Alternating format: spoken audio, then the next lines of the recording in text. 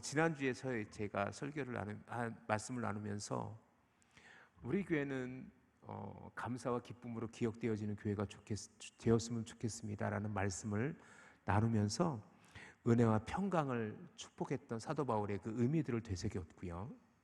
오늘은 이제 편지의 실제적인 이제 본문으로 들어오게 되어지는 그 첫 번째 사도 바울의 편지 빌립보서의 내용을 함께 나누게 될 건데, 우리 설교 제목 한번 읽어보실래요? 시작.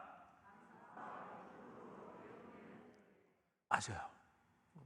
오늘 지금 사도 바울의 기도, 축복의 그 편지 속에 마치 그들을 축복하듯 우리 3절 4절 우리 같이 한번 읽어봅시다. 시작. 내가 너희를 생각할 때마다 나의 하나님께 뭐하며? 감사하며. 4절 시작.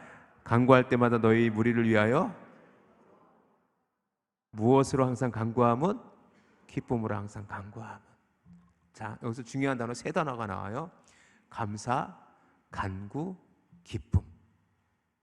즉 뭐냐면 이 본문을 아주 쉽게 얘기하면 그거예요. 사도 바울이 빌립보 교회를 생각할 때마다 감사한 거예요.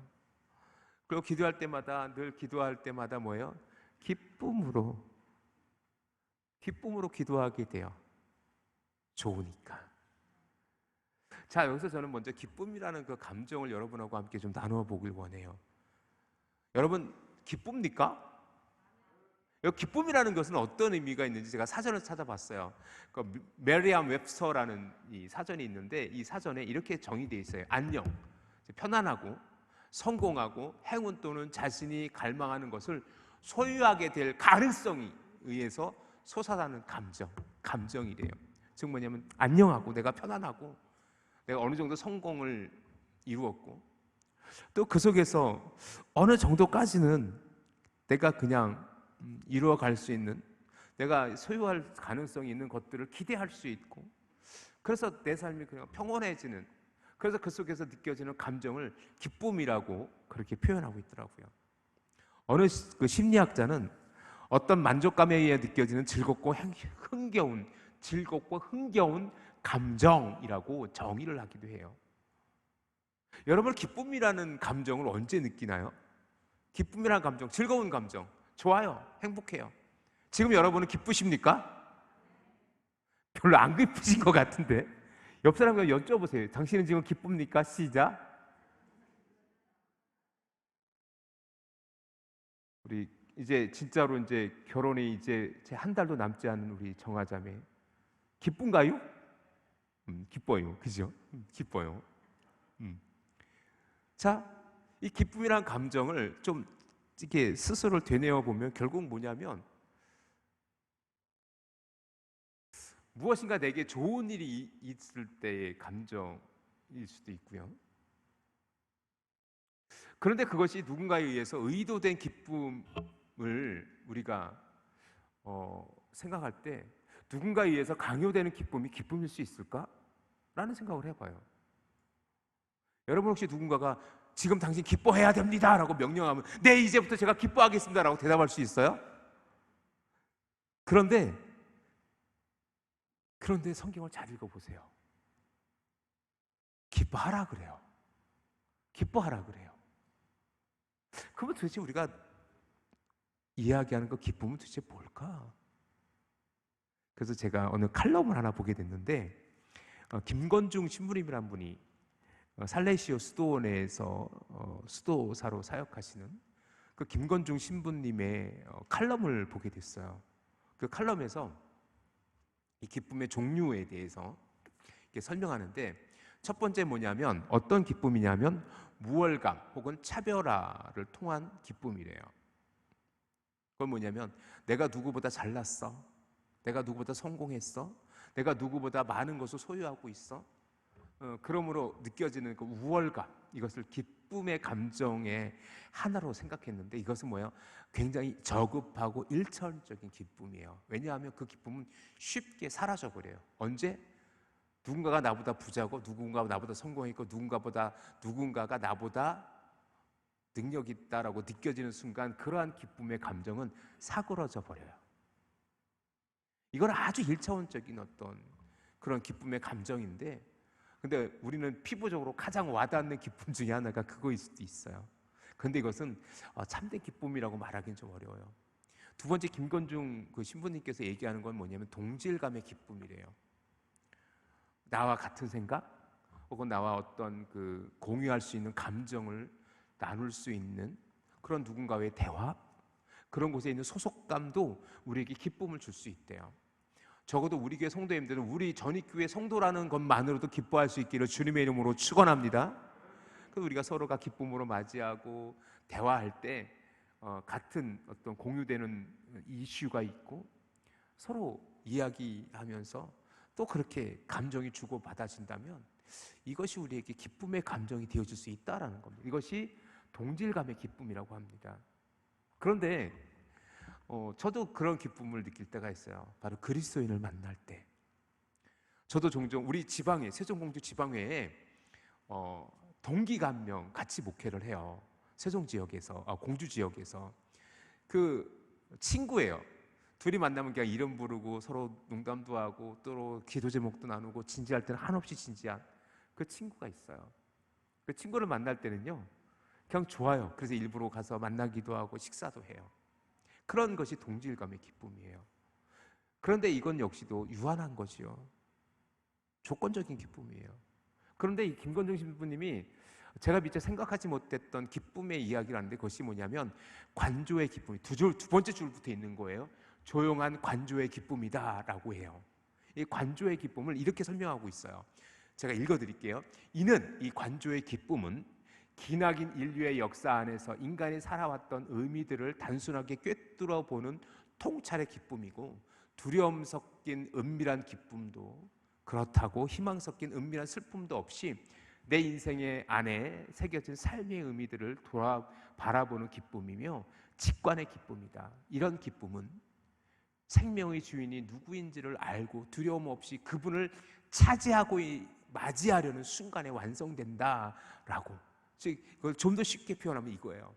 긴 인생을 살아오며 내 삶을 이끌어 오신 그 절대자인 하나님을 향한 그 확신, 그리고 그 지난 삶에서, 그 지난 삶 속에서 누렸던 은혜를 생각하며 생각되어지는, 그래서 바라본, 관조하는 그런 기쁨. 이건 굉장히 수준 높은 기쁨이라는 생각을 하게 되는데요. 여러분 삶의 뒤안길을 좀 되뇌어 보세요.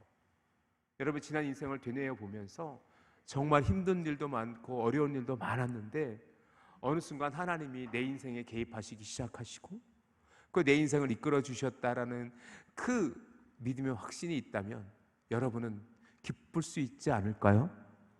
그런 기쁨이 저와 여러분에게 허락되어지기를 주님의 이름으로 축원합니다. 이것이 관조의 기쁨이라고 이야기합니다. 통찰의 기쁨이라고도 해요. 그럼 지금 여러분에게 묻습니다. 지금 여러분은 얼마나 행복한 그리고 기쁜 하루하루를 살아가고 계십니까? 오늘 이 사도 바울은요, 그 빌립보 교회를 생각할 때마다 감사하고 기쁨으로 기도해요. 우리가 좀 전에 읽었던 3절 4절의 말씀처럼 사도 바울은 그 빌립보 교회를 생각할 때마다 미소가 절로 지어져요. 그리고 기도할 때마다 슬픔으로 또는 근심으로 그들을 위해 기도하는 게 아니라 기쁨으로 그들을 중보하고 기도할 수 있대요. 저는 우리 교회가 그런 교회 되어질 수 있기를 저는 간절히 소망합니다. 우리 교회를 생각할 때마다 기쁘고 감사하고, 우리 성도 한 분 한 분 새벽 예배 때 그래요. 새벽 예배 때 기도할 때 제가 1구역부터 11구역까지 쫙 훑어요. 쭉 훑어가요. 그러면 때로 힘든 성도들도 있고, 지금 병원에 있는 우리 김은옥 권사님도 생각나고, 또 이제 여러 가지, 또 이번 대신방을 1구역 3구역, 1구역, 2구역, 5구역을 우리가 대신방을 했는데, 그 대신방한 구역들을 다시 생각하면서 그들의 그 나눈 말씀들을 기억하며 축복하면서 그렇게 새벽 기도하면요, 새벽 기도 1시간이 후딱 지나가요. 그러면서 때로는 제 마음속에 하나님 이 기도 응답해 주셔야 되는데 그런 간절함도 있고요. 어떨 때는 우리 성도님들이 또 기도가 응답됐다는 소식도 들려지고 또 기쁨으로 모여서 교제를 나누는 그 구역들의 모습을 보면서 아, 좋다라는 생각도 되게 많이 해요. 우리 5구역도 지난 화요일 날 대심봉했던 5구역도 그렇고, 수요일 날 했던 1구역도 그렇고, 금요일 날 했던 2구역도 그렇고, 토요일 날 했던 2구역도 그렇고, 저는 우리 이번 구역 대신방 지난 한 주간 구역 대신방을 하면서 좋다, 그런 마음이 되게 많았어요. 사랑하는 성도 여러분, 그래요. 우리 속에 그런 하나님의 기쁨의 교제가 나뉘어진다는 것 자체가 목회자인 제게는요, 얼마나 놀라운 은혜인지 몰라요. 얼마나 큰 축복인지 몰라요. 그런 축복이 저와 여러분에게 함께 나뉘어지고 함께 공유되어질 수 있기를 주님의 이름으로 간절히 축원합니다. 우리 사랑하는 성도님들의 삶이 그러했으면 좋겠어요. 이것이 바로 빌립보 교회를 향한 사도 바울의 마음이었던 것 같아요. 그러니 뭐예요? 언제나 빌립보 교회는요, 그에겐 감사의 이유예요. 3절에 우리 성경인 지금 3절 잠깐 보실래요? 3절을 보면 내가 너희를 생각할 때마다 너희 하나님께 감사하며라고 기록되어져 있는데, 헬라어 원어를 보면요, 원래 그 헬라어로 쓰여진 사도 바울의 편지를 직접 보면 유카리스토 토세오라는 단어로 시작되어져요. 유카리스토, 감사한다. 토세오, 하나님께. 내가 하나님께 감사해. 감사의 단어부터 시작해. 언제? 내가 너희를 생각할 때마다 감사해. 이렇게 편지가 시작되어져요. 그런데 그 이유를 물어보니까, 생각해보니까 뭐예요? 그는 또 늘 빌립보 교회를 중보하고 기도했는데, 그것도 기도할 때마다 어떤 감정이 있냐면, 나는 너희를 위해서 기도할 때마다 또 감사해, 기뻐, 난 너무 좋아, 이렇게 되어졌다라는 거죠. 이 바울의 이 감정은요, 목회자인 저에게는 제가 바울을 다 이해할 수 없고 그 바울의 감정을 다 알 수는 없지만 충분히 공감이 돼요. 그것이 목회자의 삶이니까, 그것이 저의 삶이기 때문에. 그러니까. 그런데 또 오늘 본문을 자세히 보니까 어때요? 기뻐하고 감사하고 또 기도의 단어들이, 간구의 단어들이 기록되어져 있는데, 이 본문이 이 항상 기뻐하라, 쉬지 말고 기도하라, 범사에 감사해, 이 말씀을 또 사도 바울이 했더라고요. 어디서? 데살로니가전서 5장 16절, 17절, 18절의 말씀이에요. 우리 함께 읽어볼까요? 데살로니가전서 5장 16절, 17절, 18절 같이 한번 읽어볼게요. 시작. 쉬지 말고 기도하라, 범사에 감사하라. 이것이 그리스도 예수 안에서 너희를 향하신 누구의 뜻이니라? 하나님의 뜻이니라. 즉 뭐냐면, 감사라는 단어와 기도라는 단어와 기쁨이라는 단어는 오늘 본문에서 감사와 간구와 기쁨이라는 단어와 똑같이 사용되어지는데, 이 세 개의 단어는요, 별도로 따로 국밥이 아니라 그것이 하나의 어떤 감정 속에서 허락되어지는 은혜라는 것을 제가 깨닫게 되었어요. 제가 그래서 데살로니가전서 5장 16, 17, 18절 말씀을 묵상하면서 이렇게 생각을 해봤어요. 항상 뭐하라? 기뻐하라. 기뻐하라. 항상 기뻐하라. 근데 항상 기뻐하는 게 쉬워요? 어려워요? 여러분, 쉽죠? 쉬워요? 어렵지 않아요. 항상 기뻐할 수 있는데 하나의 전제가 필요했던 거죠. 기뻐하기 위해서 뭐 해야 되는 거예요? 기도하라는 거예요. 그래서 뭐예요? 쉬지 말고 기도하라는 거 아닙니까? 근데 기뻐하라가 감정이라고 그랬잖아요. 처음에 제가 그 사전의 정의도 여러분에게 말씀드렸듯이, 기뻐하다라는 것은 동사가 아니에요. 동사의 개념이 아니라 뭐예요? 감정의 개념이란 말이에요. 행동으로 내가 취할 수 있는 게 아니에요. 누군가 나에게 너 기뻐해 라고 하면 내가 기뻐지는 그런 게 아니에요. 그런데 사도 바울은 빌립보서 4장 4절에도 이렇게 얘기하고 있어요. 주 안에서 항상 기뻐하라. 내가 다시 말하노니 기뻐하라 라고 돼 있어요. 첫 번째 다시 한번 그럼 첫 번째 한번 다시 한번 띄워주세요. 첫 번째 우리 첫 번째 시작. 그럼 우리는 항상 기뻐하라는 말씀을 우리는 어떻게 이해할 수 있을까? 빌립보서 4장 4절에서도 주 안에서 항상 기뻐하라. 내가 다시 말하노니 기뻐하라라고 했는데 어떻게 기뻐할 수 있어요? 결국 우리는 뭐냐? 세상 것의 조건에 의해서 우리가 기뻐할 수 있다면 아마 사도 바울이 이렇게 얘기하지 않았을 거예요. 이 기쁨은 아마도 김건중 신부님이 얘기하는 관조의 기쁨과 연결되어지지 않을까? 하나님을 바라봄으로 내 삶 속에서 하나님을 향한 믿음의 고백이 전제된 기쁨은 아닐까? 그래서 이 기쁨을 정말 항상 기뻐할 수 있기 위해서 사도 바울은 또 다른 두 번째 명령을 하는데 뭐라고요? 뭐 하라고요? 항상 쉬지 말고 뭐 하라고요? 기도하라는 거예요.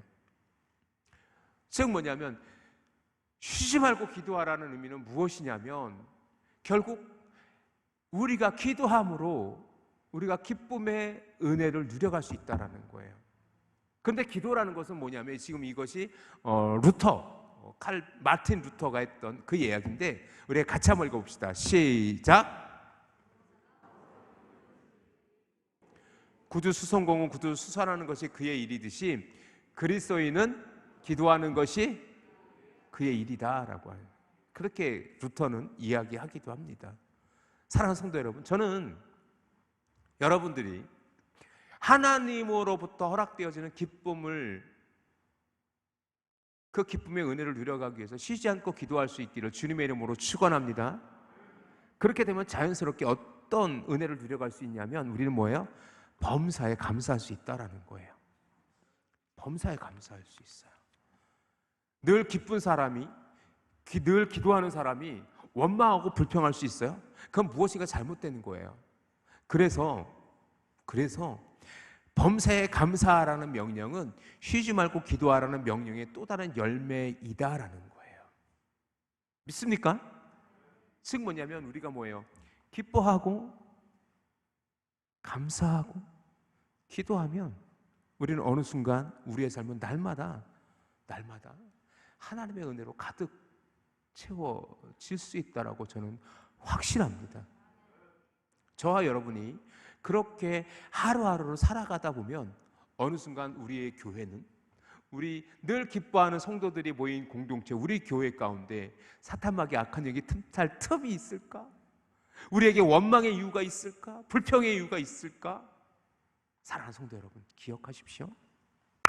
우리 삶에 허락되어지는 은혜는 뭐냐면 바로 그 하나님으로 인한 기쁨과 감사의 고백으로 우리가 기도하는 삶을 살아갈 수 있다면, 그래서 사도 바울이 우리에게 얘기해주고 있듯이 항상 기뻐하라, 쉬지 말고 기도하라, 범사에 감사하라, 이것이 그리스도 예수 안에서 너희를 향하신 하나님의 뜻임을 우리가 믿는다면, 그러한 사도 바울의 서인 빌립보서에서 사도 바울은 또다시 내가 하나님께 감사하노니 너희를 생각할 때마다 감사하고 내가 너희를 위해서 기도할 때마다 내가 기뻐할 수밖에 없었던 그 사도 바울의 그 은혜가 저와 여러분에게 허락되어지기를 주님의 이름으로 축원합니다. 그 또 하나 정말 중요했던 이유 중에 하나를 우리는 5절과 6절에서 찾을 수 있는데, 단순히 그 빌립보 교회가 문제없는 교회, 늘 사도 바울과 동역하는 교회였기 때문이기도 했지만 또 다른 이유를, 기쁨의 이유를 찾을 수 있어요. 우리 5절 6절 같이 한번 읽어봅시다. 시작. 너희가 첫째 날부터 이제까지 복음을 위한 일에 참여하고 있기 때문이라.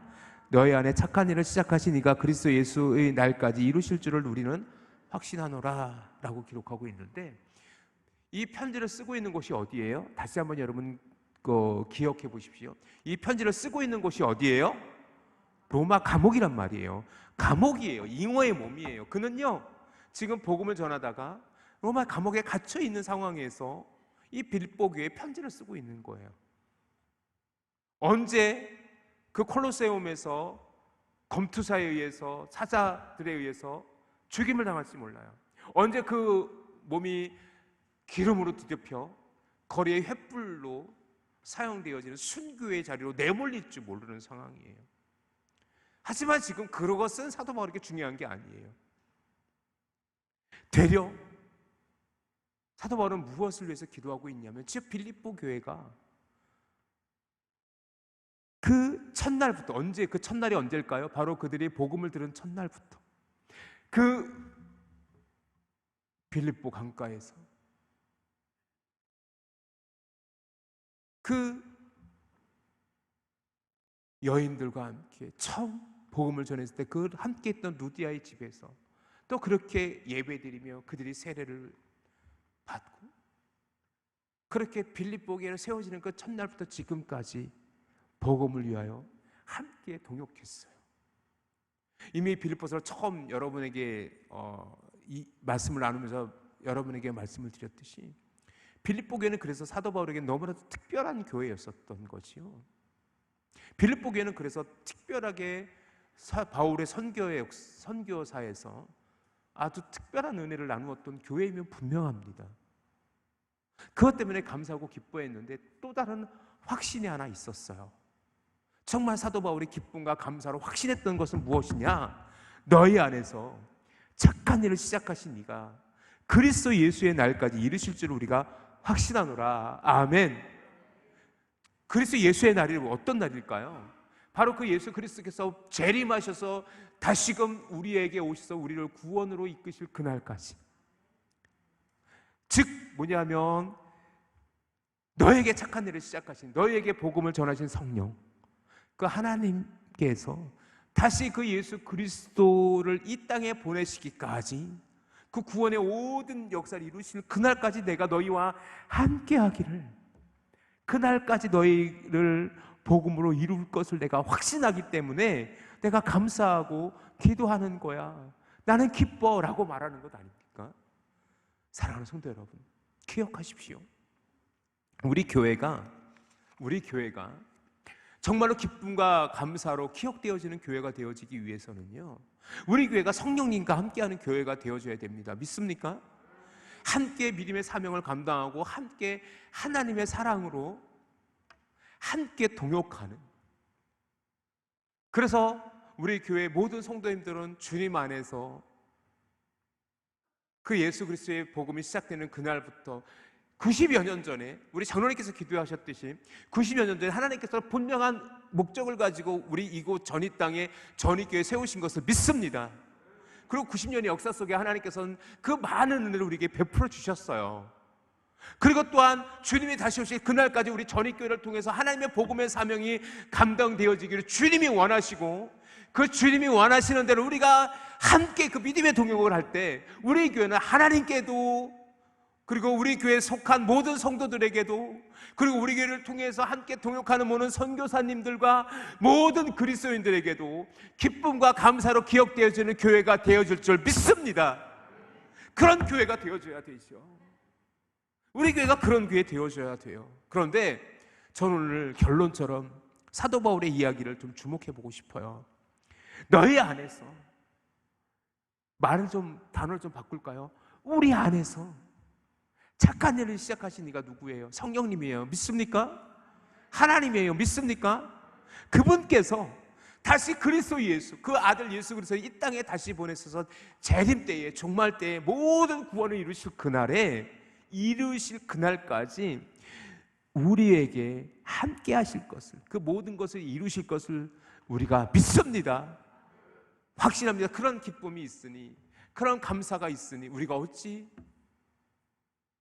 원망할 수 있으며, 우리가 어찌 주님을 떠날 수 있습니까? 어찌 우리 교회를 생각할 때 전입교회는 좀 불편한 교회야, 전입교회를 생각하면 저희가 무슨 교회야 라는 생각을 누가 감히 할 수 있겠습니까? 우리 교회를 생각할 때마다, 그래서 우리 교회를 생각할 때마다 복음의 사명을 감당하고 복음에 열정적으로 하나님과 동역하는 우리 전입교회를 통해서 모든 이들에게, 그리고 하나님에게조차도 기쁨과 감사로 기억되어지는 교회 되어질 수 있기를 주님의 이름으로 축원합니다. 사랑하는 성도 여러분, 이를 위해서 우리가 또다시 복음에 헌신되어지는 저와 여러분 되어지기를 간절히 소망합니다. 마지막으로 예레미야 33장 2절 말씀 잠깐 우리 보고 말씀을 정리하죠. 같이 읽습니다. 시작. 이를 행하시는 여호와, 그것을 만들며 성취하시는 여호와, 그의 이름을 여호와는 이같이 이르시되 라고 하면서 그 뒤에 무슨 말씀이 있어요? 너는 내게 부르짖으라 내가 내게 응답하겠고 내가 알지 못하는 크고 비밀한 일을 내게 보이리라 말씀하셨어요. 그거예요. 이를 행하시는, 그 일을 성취하시는 여호와 하나님께서 오늘도 지금 우리와 함께 하십니다. 믿습니까? 그러면 우리 교회는 언제나 감사와 기쁨으로 기억되어지는 우리 전입교회 되어질 줄 믿습니다.